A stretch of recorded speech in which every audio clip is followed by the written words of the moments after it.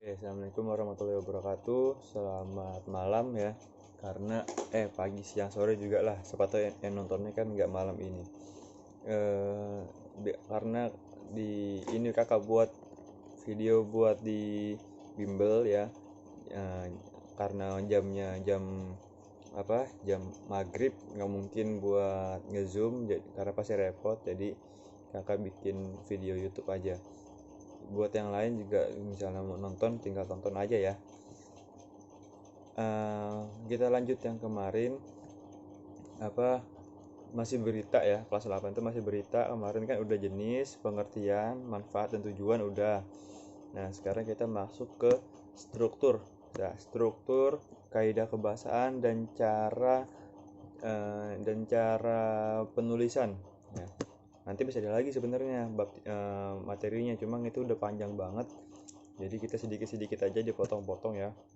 Oke, kita lanjut ke mana ya sekarang, ke kaidah kebahasaan dulu apa ya. Bentar ya, kaidah kebahasaannya apa aja. Oh iya, kaidah kebahasaan dulu aja nih, ada banyak. Yang pertama, kaidah kebahasaan itu ada verba transitif ya. Verba transitif. Nah, verba transitif, verba itu kata kerja ya. Verba itu kata kerja, jadi ya transitifnya apa? Nah, ini kita jelasin. Verba transitif merupakan verba yang berbentuk pasif. Nah, kalian pernah belajar di kelas 8, kelas 7 kalau nggak salah itu apa namanya? Verba kalimat aktif dan kalimat pasif ya. Kelas 6 juga pernah belajar kalian. Jadi itu. Jadi kalau verba transitif itu verba yang ada di kalimat pasif. Nah, kalimat pasif itu ciri-cirinya apa? Kalimat pasif itu ciri-cirinya yang pertama apa ya? Lupa kakak. Oh, berimbuhan ter ya. Ter sama di. Nah, berimbuhan ter sama di. Misal gini. Apa apa ya? Andi terkejar anjing. Nah, terkejar tuh berarti itu terkejar verba transitif ya. Kalau misalnya pasif kan anjing mengejar Andi. Nah, ini kan dibalik jadi pasif. Tadi kan aktif. Andi terkejar anjing. Nah, itu terkejar itu pasif ya. Nah, itu contoh kalimat transitif. Berarti kalimat transitif itu kata kerja yang kata kerja yang berimbuhannya ter biasa. Kebanyakan kayak gitu, ter atau di gitu ya. Dikejar. Nah, Andi dikejar anjing. Nah, itu ya lebih pasnya bukan terkejar tapi dikejar. Nah, dikejar itu verba transitif ya. Oke. Yang kedua itu verba pewarta. Pewarta. Nah, verba pewarta itu verba yang mengindikasikan percakapan. Verba yang mengindikasikan percakapan. Contoh gini, apa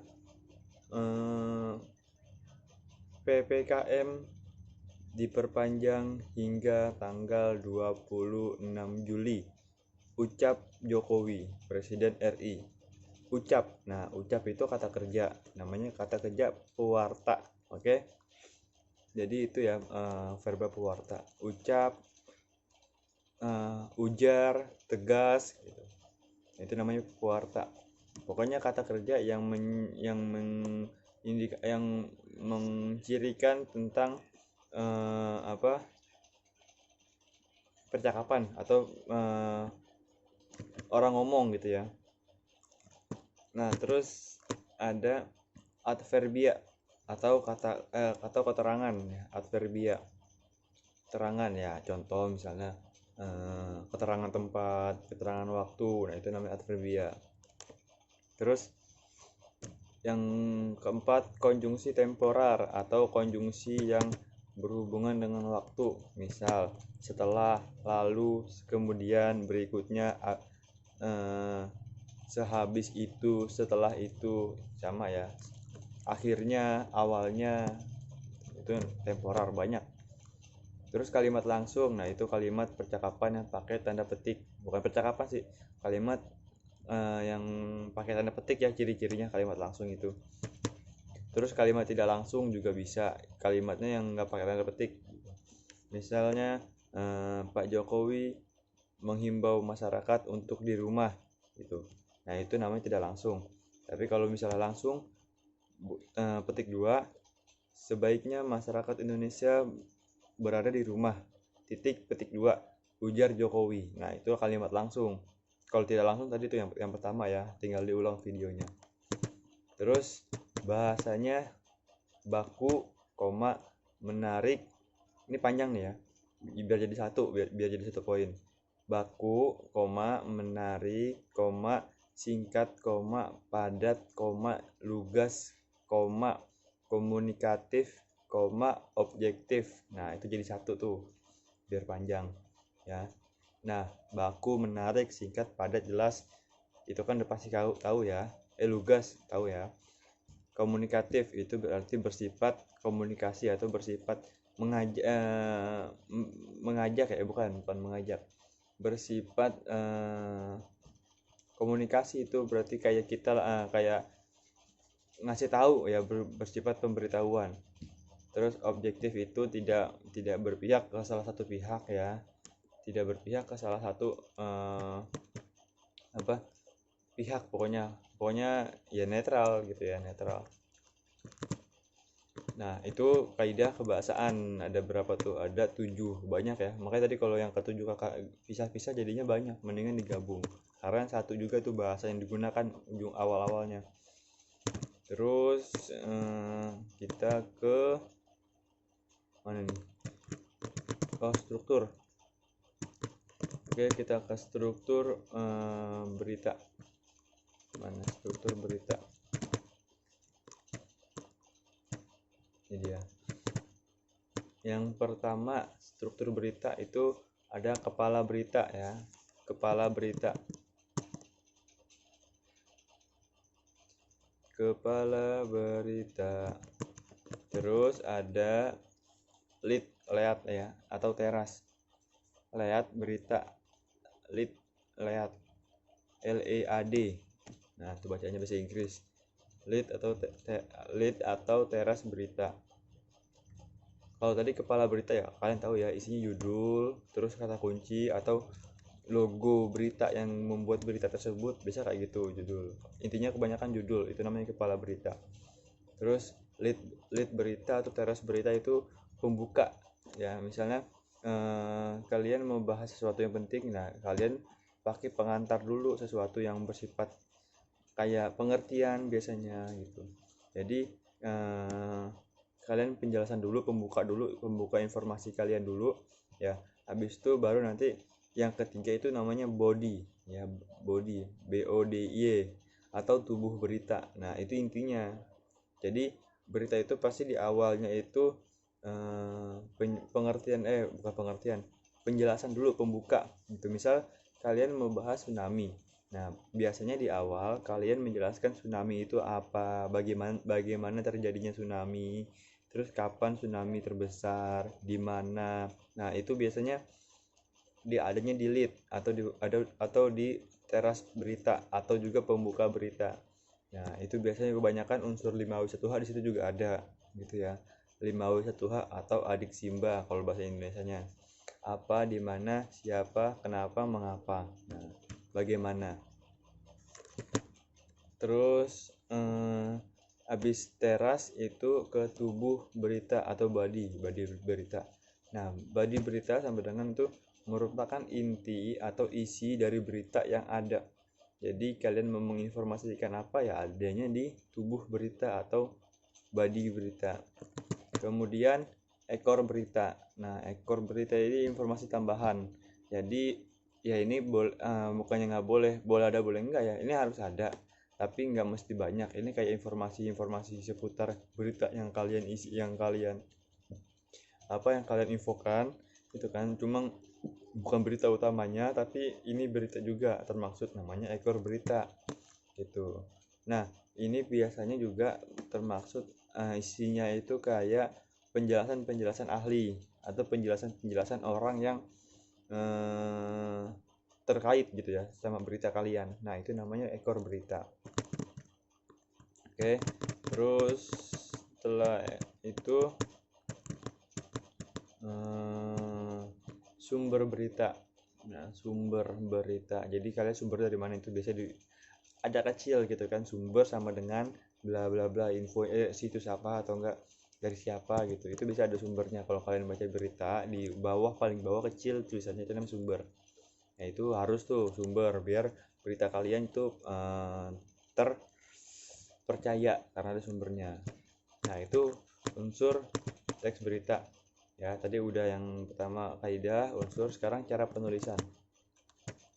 Nah, yang sebenarnya cara penulisan berita itu banyak ya, cuma yang lebih gampang atau yang lebih sering dipakai itu ada namanya cara penulisan berita pola piramida terbalik.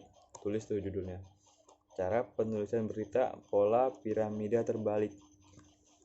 Piramida terbalik berarti segitiga kebalik maksudnya ya, jadi segitiganya madep bawah gitu.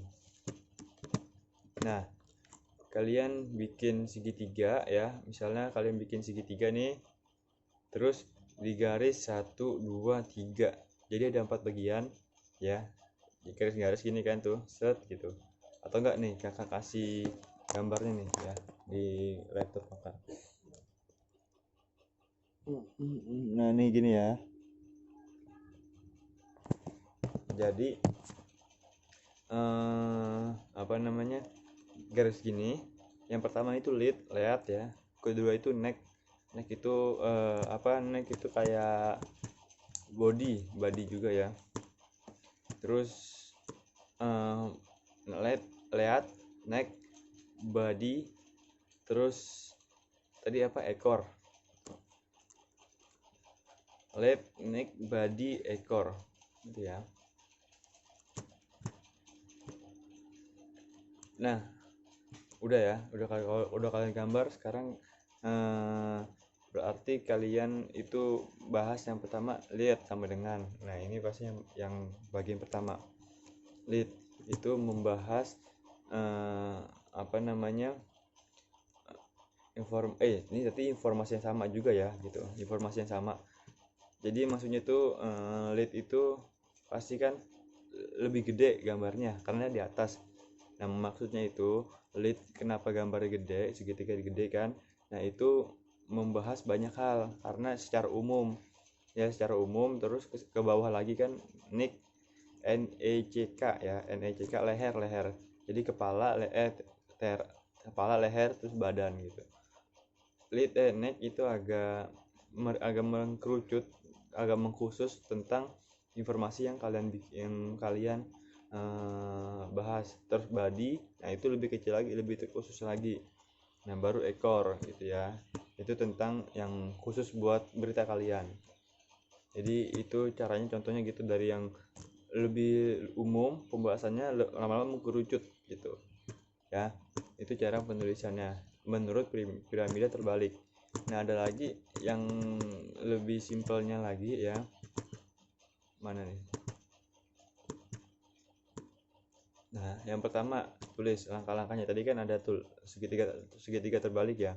Nah, yang bawahnya tuh tulis pertama menentukan sumber atau peristiwa atau tema.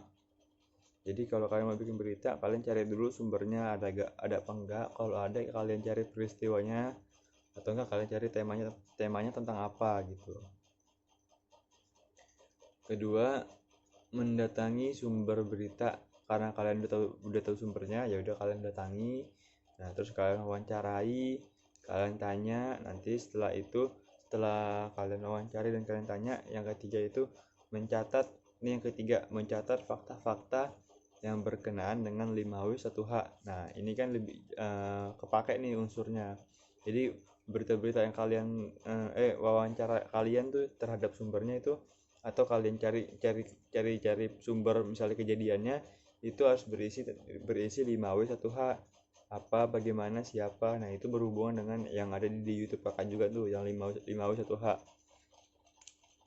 Nah, terus yang terakhir yang keempat itu setelah kalian catat inti-intinya, fakta-faktanya, baru kalian kembangin jadi paragraf gitu. Nah, itu yang berita ya, teks berita.